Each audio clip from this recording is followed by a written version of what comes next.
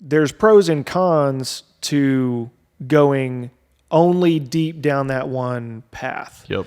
I try to encourage people to take that road pretty far, get really good at something, get to where that's paying your bills and whatever.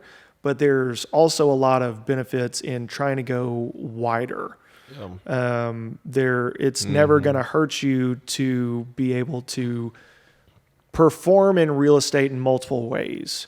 And it's hard for me to explain that to people that aren't in real estate, but you have to tiptoe that balance once again of like going wider, but not spreading yourself too thin. Because you can do it. I mean, I could talk to 1,000 different real estate investors and they all have their own ways. Oh my gosh. And they can all make it work. Right. But if you can find ways that cover all of those contingencies, can you have some long-term rentals that keep you afloat when like the market's doing bad? And you can tap into that equity when like rates tank and use that to like get into something different. I mean, you're literally preaching to the choir. So there's been twice that, and I feel like hopefully I've learned, but I would basically I would find my new niche, whatever that was, and I'd let the old one die just because I was like, well, this one's making more. And, there were some times where it got thin. I mean, I've been doing it for a decade, and I can remember thinking, why in the world did I let that revenue stream die? It's because I was like, well, this one's better. And it was. Right. But if you do it long enough, you'll realize that like there's winters and there's summers and springs in every niche, whatever that is, of that business. When I first started, I was selling real estate, and at this point I'd been doing it for about 1.5 years.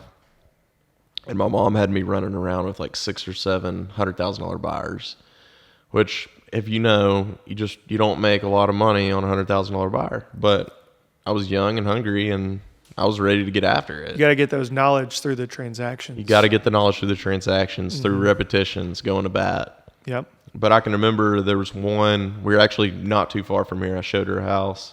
It was in Alexander. And I was like, it was a foreclosure. It was like $95,000. And I was like, if you'll just put like $5,000 in this, it'll be worth like $125,000, $130,000. And she's like, yeah, but I just don't have the time or money to do that. And I'm sitting there like, the numbers started chinging in my head. And I was like, I'm going to buy one of these and do it.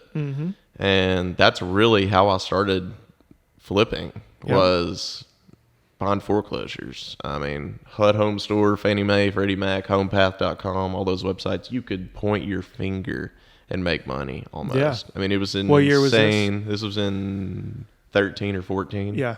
I mean, it was nuts.